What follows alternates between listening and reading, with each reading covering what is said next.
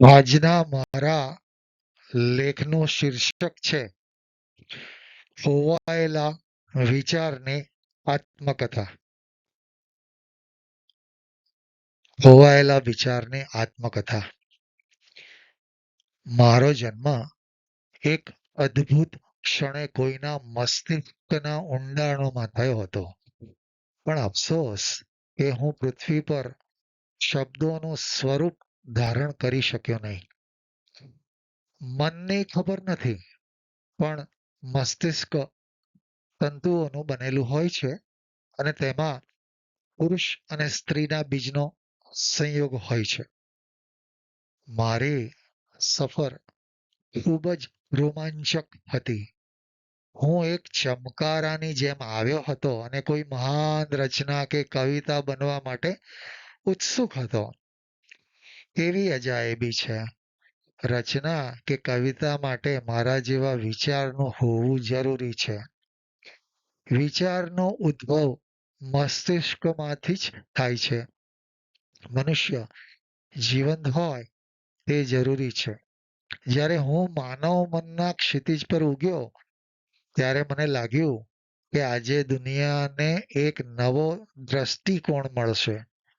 હું કંઈક મારું યોગદાન આપી શકીશ. પરંતુ આધુનિક જીવનની દોડધામ અને અસંખ્ય વિચારોના કોલાહલમાં હું ક્યાંક પાછળ છૂટી ગયો. મારા સર્જકે મને પકડવાનો પ્રયત્ન કર્યો, પણ તે પહેલા જ કોઈના મોબાઈલની ઘંટડી વાગી અને મારા જનકને કોઈ અન્ય અગત્યનું કામ આવી ગયું. હું ક્ષણભર માટે મનની ડાળી પર ઝૂલ્યો અને પછી અચાનક વિસરાઈ ગયો, જાણે ક્યારેય અસ્તિત્વમાં જ નહોતો. જ્યારે કોઈ પણ વસ્તુ પૃથ્વી પર અસ્તિત્વ થઈ આવે, ત્યારે સમજવાનું કે તે શેષ થવા માટે જ આવી છે. હવે હું વિસ્મૃતિના એ અસીમ આકાશમાં નિવાસ કરું છું, જ્યાં દુનિયાભરના અસંખ્ય વણકહ્યા વિચારો ભેગા થાય છે. વણકહ્યા વિચારોનું નિવાસસ્થાન ઘરડાઘર જેવું જ હોય છે. અસીમ આકાશમાં ભલે અમારું નિવાસસ્થાન હોય, પણ જ્યારે ઈચ્છીએ ત્યારે કોઈનાય મસ્તિષ્કમાં વિના રોકટોક આવજા કરી શકીએ છીએ. ક્યારેક મને કોઈ અજાણી રાત્રે કે એકાંતની ક્ષણોમાં મારા સર્જકની યાદ આવે છે, જે મને શોધવાનો નિરર્થક પ્રયત્ન કરે છે. મારું દર્દ એ છે કે મારી પાસે અદ્ભુત રહસ્યો હતા, પણ તેને વ્યક્ત કરવા માટે સમય કે માધ્યમ ન મળ્યું. કાગળે મને ઘણીવાર પોકાર્યો, પણ મારી કલમ સુધી પહોંચવાની સફર અધૂરી જ રહી ગઈ. કાગળ પણ છેવટે વૃક્ષનું જ રૂપાંતર છે. છતાંય મને રંજ નથી, કારણ કે વિચારો ક્યારેય મરતા નથી. તે ક્યાંક ને ક્યાંક બ્રહ્માંડમાં જીવંત રહે છે. ગ્રહો અને સેટેલાઇટમાં.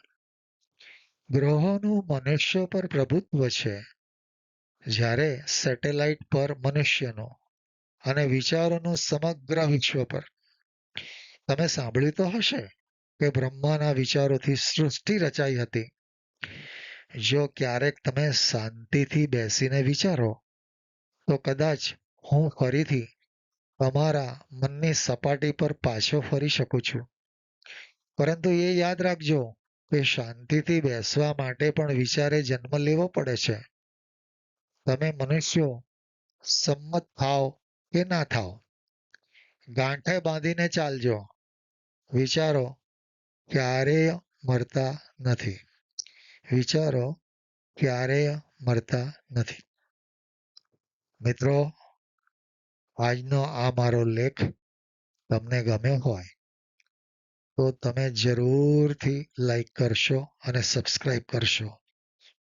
આ મારો મૂળ લેખ, જે ખોવાયેલા વિચારની આત્મકથા મેં તમારી સમક્ષ રજૂ કરી, એનો અંગ્રેજી અનુવાદ મારા બીજા video the autobiography of a lost થોટમાં જોઈ અને સાંભળી શકશો.